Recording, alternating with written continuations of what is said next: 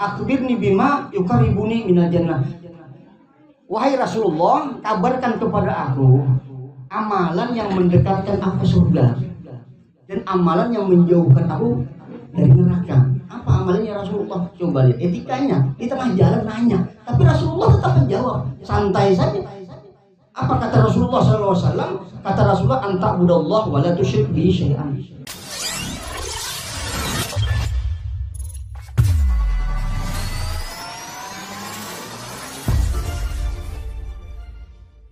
Assalamualaikum warahmatullahi wabarakatuh. Alhamdulillah rabbil alamin. Shalatu wassalamu ala Rasulillah wa ala alihi wa sahbihi ajma'in wa ba'd. Yang sama-sama kita muliakan Ketua MUI Ustaz Rahmat, kemudian Ketua dan tokoh agama, tokoh masyarakat, khususan pada malam hari kita hormati juga Ketua Forum Silaturahim Semangandar. Saya juga heran juga beliau ini percaya memberikan ceramah atau bacaan sajalah. Yang pantas bukan ceramah, bacaan. Alhamdulillah kita bersyukur kepada Allah Subhanahu wa taala. Kita berkumpul dalam rangka silaturahim. Silaturahim ini kata ulama ini adalah amalannya ahli surga. Ahli surga, surga. Karena dengan silaturahim timbul kepedulian, timbul kecintaan, timbul rasa tawaduk kepada sesama. Seseorang yang selalu memikirkan diri sendiri, individu, itu tawaduknya kurang. Kadang-kadang merendahkan orang lain. Di dalam Al-Quran surah Al-Fatihah ayat pertama, Bismillahirrahmanirrahim. Jadi Bismillahirrahmanirrahim, Bismillah dengan nama Allah yang Maha Rahman. Allah itu Rahman, kasih yang tidak ada batasnya. Orang kafir dikasih makan, orang yang taat diberi makan, orang yang maksiat pun diberi makan. Ini sifat Rahman. Ulama katakan seseorang yang ingin mendapatkan sifat Rahman ada dalam dirinya, orang tersebut harus ada punya kepedulian dalam hal apa? Dalam hal dakwah, menyelamatkan orang lain, mendekatkan diri kepada Allah Subhanahu wa taala. Kalau orang yang suka dakwah, tapi niat dakwah itu bukan untuk merendahkan orang lain atau melihat kekurangan orang lain, tidak. Semata-mata dasarnya dakwah tadi adalah kasih sayang. Nah, kasih sayang inilah yang kita warisi dari Allah Subhanahu wa taala, yang mana Allah Subhanahu wa taala kasih sayangnya tanpa batas. Kemudian Ar-Rahim ini khusus untuk di akhirat bagi orang yang beriman saja. Bagi orang yang beriman di akhirat nanti masuk surga. Orang kafir ditempatkan di tempat yang lain. Tapi kalau Ar-Rahman tidak ada batasan. Bagaimana seseorang bisa mendapatkan sifat Ar-Rahim di dunia ini? Cara mendapatkannya kata ulama tidak lain, harus peduli dengan sesama. Yang punya harta dengan harta, yang punya tenaga dengan tenaga, dengan pikir semua. Ini tanda seseorang itu Ar-Rahim. Jadi kalau mau melihat orang itu Ar-Rahim, melihat kepeduliannya dengan sesama. Sampai-sampai Pak, ada ulama-ulama dulu, orang-orang tua dulu. Beliau ini kalau ke pasar itu beli ikan, itu ikan kering, dicari yang tidak ada kepalanya. Kenapa? Kasihan sama pembeli, kasihan sama penjual. Karena siapa yang mau beli, kepalanya sudah hilang. Yang dibeli, yang kepalanya hilang. Jadi yang untung mahal harganya. Itu rahmat itu. Jangan dianggap remeh seperti itu. Di antara rahmat itu ya, sifat rahmat ini, ketika menjual kurang lebih, ketika membeli kurang lebih, ketika menagih kurang lebih, sifat rahmat. yang mesti kita tanamkan, sehingga dengan sifat ini kita akan dekat dengan Allah Subhanahu wa Ta'ala. Satu sifat saja yang ada di dalam diri kita, sifat rahmat, insya Allah kita akan bersama orang yang kita cintai, yaitu Rasulullah Sallallahu Alaihi Wasallam. Hadirin yang mulia, pada kesempatan kali ini saya ingin membacakan hadis diriwayatkan daripada An Musa bin Talhah an Abi Ayyub radhiyallahu taala anhu qala arada Arabiyyun bin Nabi sallallahu alaihi wasallam fa akhadha bi zimami naqatih aw qutamiha summa qala ya Rasulullah akhbirni bima yuqarribuni minal jannah wa yubaiduni minan nar qala an ta'budallaha wa la tusyrik bihi syai'an wa tuqimas shalah wa tu'tiyaz zakat wa tasil rahim. Sesuai dengan tema kita, silaturahim. Ada seseorang, hadis ini diriwayatkan daripada Abu Ayyub radhiyallahu taala anhu. Abu Ayyub berkata, ada seseorang Arab Baduy. Arab Baduy ini Arab yang Arab pedalaman, tidak ngerti apa-apa, etika tidak mengerti, untuk menghalangi jalan Rasulullah sallallahu alaihi wasallam. Bagaimana Rasulullah menghadapi orang ini? Apakah Rasulullah kasar atau enggan? Justru orang yang seperti ini Rasulullah dekati. Semakin orang itu tidak berilmu atau tidak paham dengan agama, semakin Rasulullah dekati. Beda dengan kita, kadang-kadang kalau orang usil betul kita akan jauh. Kalau Rasulullah justru yang selalu mencela beliau selalu dekati. Ada orang buta Yahudi, orangnya tua, sudah buta, tua, miskin lagi, memis kerjaannya. Apa? Menghina kerjaannya, menghina Rasulullah. Rasulullah tukang sihir, Rasulullah itu orang gila. Tapi Rasulullah dekat. Ini akhlaknya Rasulullah yang mesti kita punya. Jadi kata ulama, untuk mendapatkan sifat rahmat atau sifat sabar dalam diri kita, kita harus berhadapan dengan orang yang tidak sabar. Sampai yang mau tahu kesabaran kita ini seberapa, itu hadapi orang yang tidak sabar. Yang paling gampang saja kita, yang paling gampang saja hadapi istri kita. Itu suaminya mau sabar, hadapi istrinya, sabar nggak sama istrinya. Saya pernah ditanya sama orang tua ini gelisah dia, karena selalu bawaannya amarah aja, emosi saja. Lalu saya ceritakan gampang, baik. Caranya, yang pertama sampean buat amal sholawat.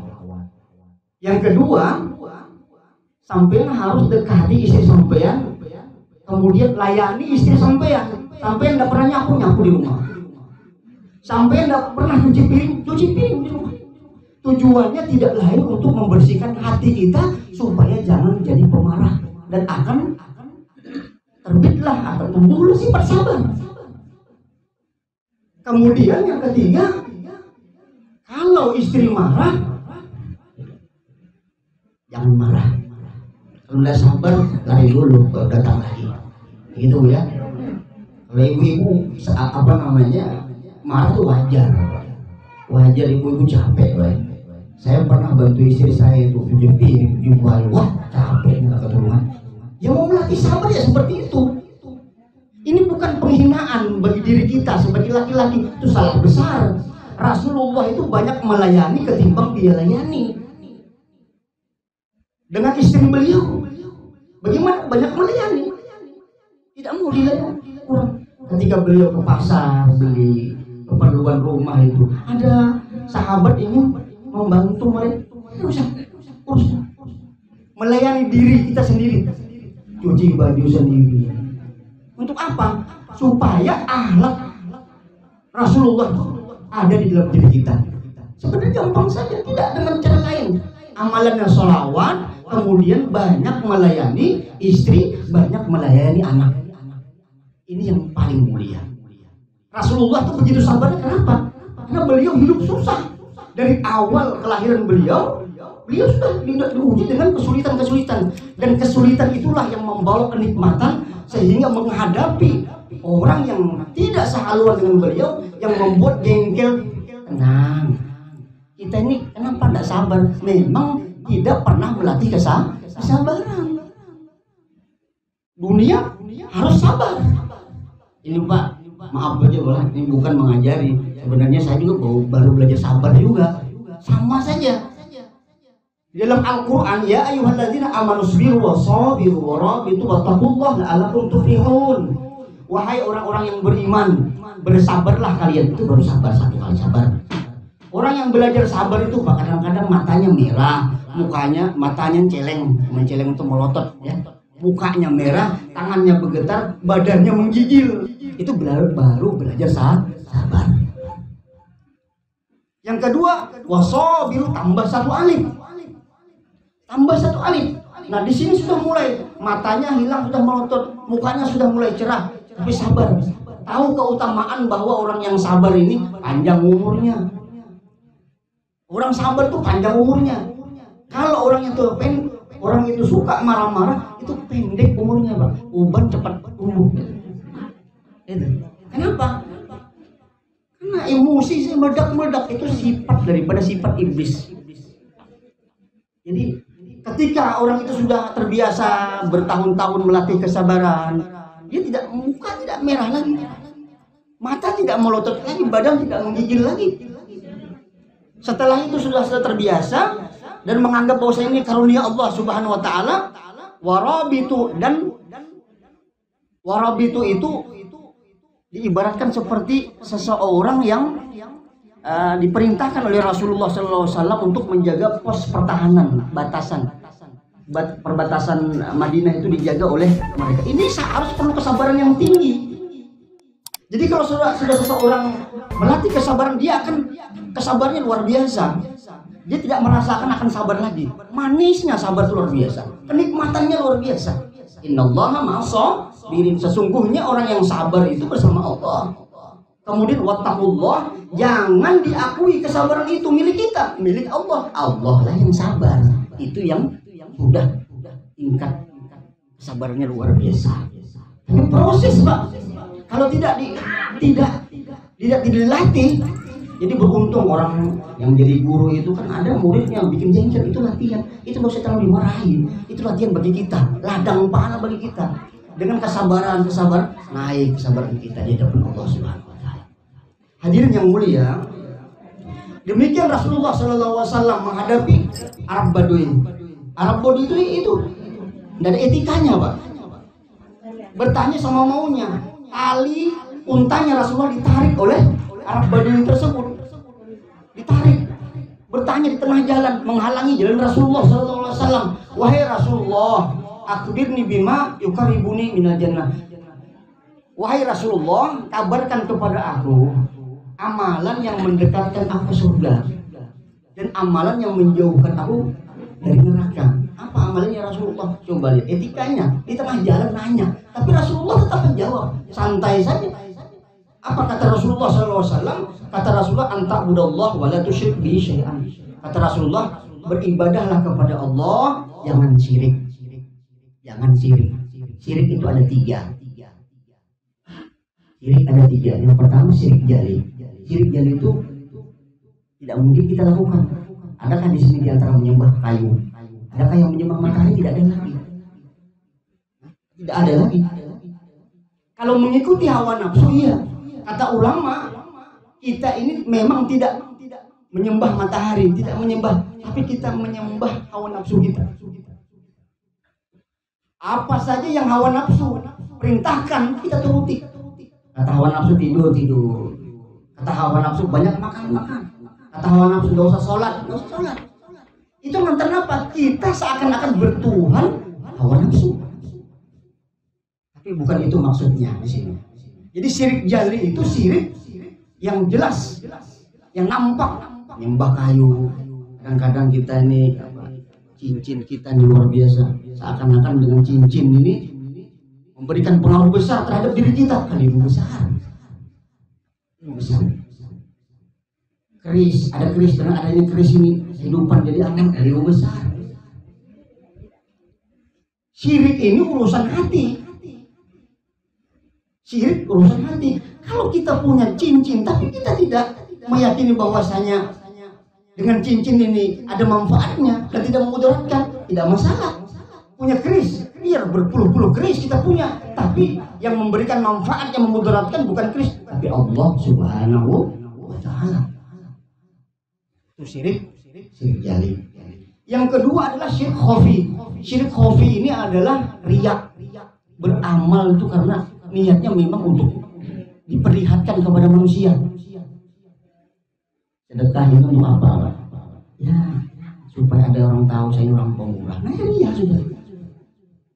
Nanti kalau saya di pemurah, kalau saya ada acara itu satu rumah penuh nanti, banyak yang mau rumah sama saya. Iya sudah.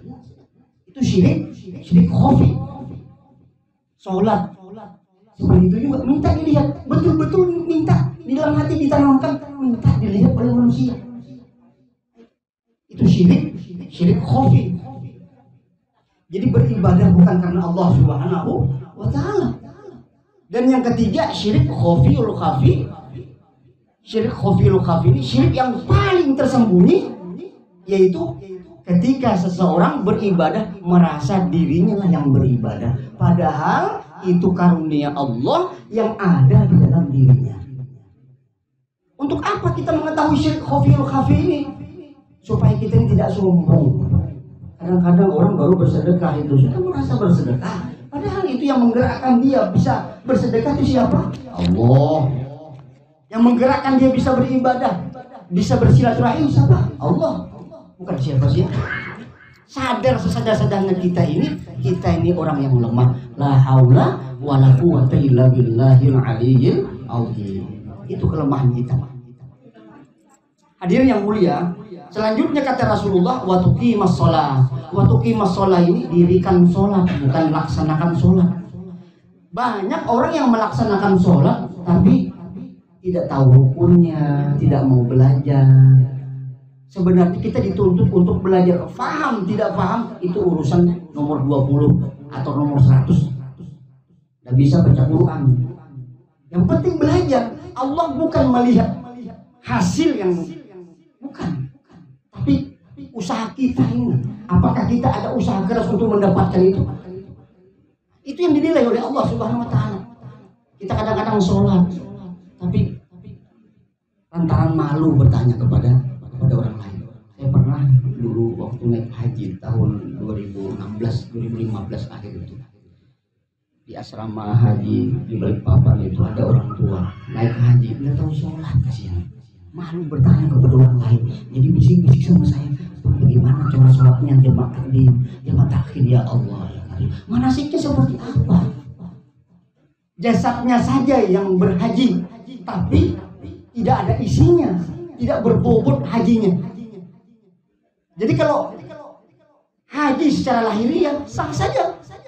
Kalau orang pakai baju ihram, niat ikut-ikutan juga sama mutawifnya. Tawaf keliling tawaf, sa'i keliling sa'i, selesai. Tahallul selesai. Tapi apakah hajinya itu bermakna? Tidak bermakna. Hadirin yang mulia, kemudian yang keempat ini adalah waktu dia zakat, menunaikan zakat, ada hubungan dengan orang lain. Masalah ibadah kepada Allah itu masih pribadi. Syirik urusan pribadi, sholat masih urusan pribadi. Kata Allah, waktu dia zakat, yuk bayar zakat. Zakat ini kepedulian kita dengan sesama. Harta ini kadang-kadang membuat kita lupa daratan, lupa ingatan dengan Allah Subhanahu wa Ta'ala. Oleh karena itu Allah perintahkan, ayo keluarkan zakat supaya kamu jangan bertuhan dengan harta.